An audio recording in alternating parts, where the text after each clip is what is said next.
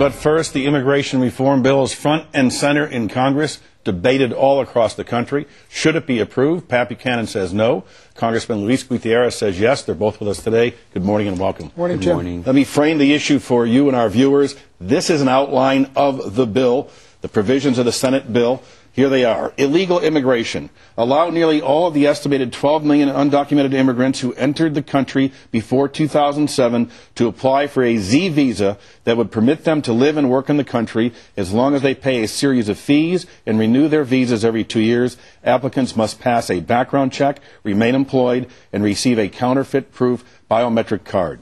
2, temporary workers. Create a temporary worker program that would grant a 2-year work Y visa, renewable twice, as long as foreign workers leave the country between each period.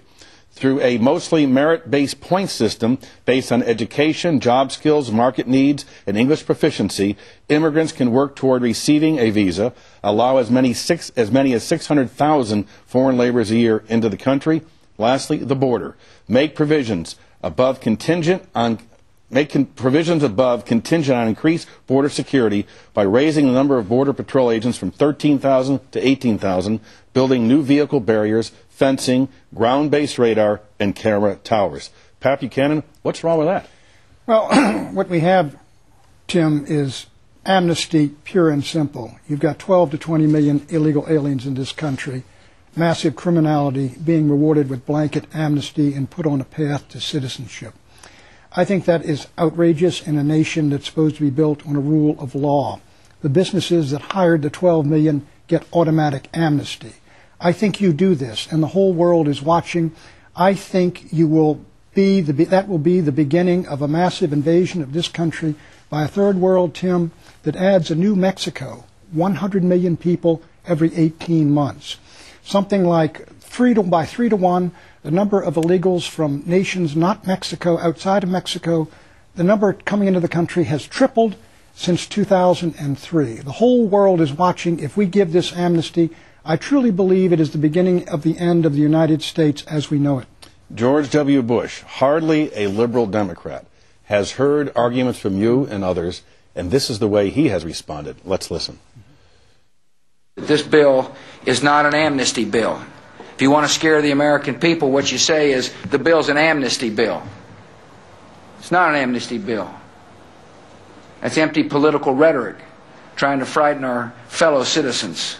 You're scaring people and you're frightening people. Well, that's preposterous. Look, if you got 12 million people here illegally and you make them legal in 24 hours, and you got millions of businesses that have hired them and they get amnesty and no prosecution and punishment, that's amnesty, Tim. That's all it is. The President of the United States, quite frankly, does not have great credibility on this issue because he has failed to enforce the borders of the United States. The Constitution of the United States obligates the President to defend the states from an invasion. The President himself says in his first 5 years, 6 million people tried to break into this country. 1 in 12, 500,000 had criminal records. 500,000 criminals trying to break into our country, Tim, is equal to the entire army of the United States of America, which is 500,000 people. This is not immigration, Tim. This is not Ellis Island. This is an invasion of this country. I don't think the President realized the magnitude of it, and the fact that he agrees with Teddy Kennedy and Nancy Pelosi and Harry Reid tells me this is not a conservative bill. Congressman, is this amnesty? It isn't amnesty. What it is a pathway to legalization. We have an immigration system that is broken, that's a nightmare. It's a nightmare for American citizens. We saw the specialist missing in Iraq, Jimenez from Massachusetts. His wife is being deported. That's how broken our system is. That those that are on the front line defending us in the war against terrorism and in Iraq are having their wives deported from the United States of America. Look, it's a broken system. But I think what we say is, what are you going to do with the 12 million people? If you listen to Pat this morning, we have had the most aggressive enforcement in the last 30 years in our interior enforcement. 160,000 people deported this past year. At that rate, it would take us 65 years to rid this nation of all the undocumented workers. It's not realistic. It's not humane.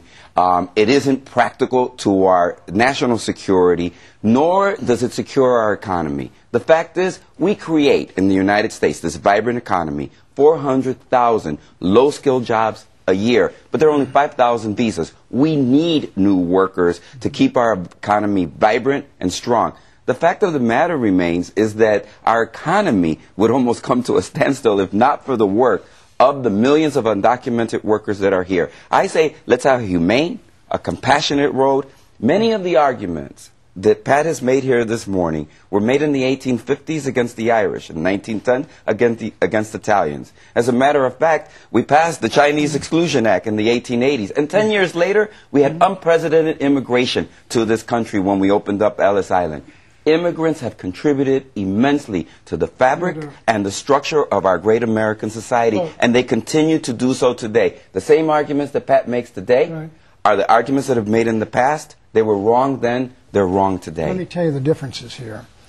We've got 12 million is the low number of illegal aliens in the United States. Tim, that is a figure equal to all the Irish, all the English, and all the Jewish folks who ever came to the United States from Jamestown to JFK. We stop each month 150,000 people on the border. That is an equivalent of all the troops we've got in Iraq. The point of this is the thing is an invasion. It is illegal. It is huge. Now, the congressman makes a good point. You can't deport 12 million people. We don't want to set up a Gestapo and try to do that. Where do you begin?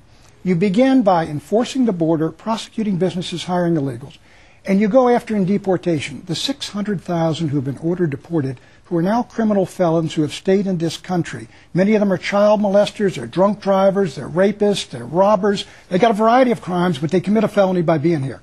Start with them, go after the gang members who don't belong in the country, continue with them, go after the folks who are getting out of prison. These are the ones Chertoff should be after. Meanwhile, you get rid of the magnets that draw them here. There are two main magnets. One is corporations that are corrupt and hire illegal aliens and don't hire American workers. And the second is social welfare benefits, which are very generous in this country, and people come for them. Get rid of the magnets, secure the border, enforce the law. You don't need this bill. A woman comes from Mexico, marries an American man, has a baby. Do you send her home? No, of course not. If she's here, I mean, if she's the wife of an American citizen, the baby's a citizen, the American's a citizen, and his wife can stay. Of course not.